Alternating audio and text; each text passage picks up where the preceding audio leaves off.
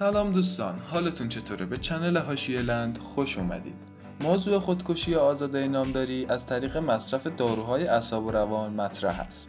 محمد شهریاری، معاون دادستان و سرپرست دادسرای جنایی تهران، با بررسی‌های همه‌جانبه انجام شده از صحنه فوت خانم آزاده نامداری که تا ساعت 1 بامداد ادامه داشت و معاینه جسد توسط پزشک قانونی در محل فوت، با توجه به اینکه هیچ گونه آثار ضرب و جرحی که دلالت بر وقوع قتل یا دگرکشی داشته باشد به دست نیامد، لذا وقوع قتل یا دگرکشی کاملا منتفی است.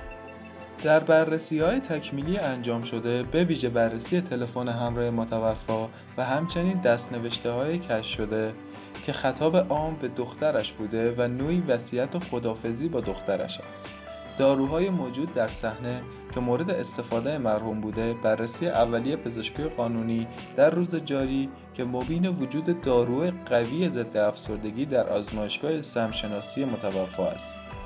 لذا موضوع خودکشی از طریق مصرف داروهای اعصاب و روان مطرح است که البته قطعیت این موضوع منبت به نظر تکمیلی پزشکی و قانونی در خصوص نتایج آزمایش آسیب شناسی است.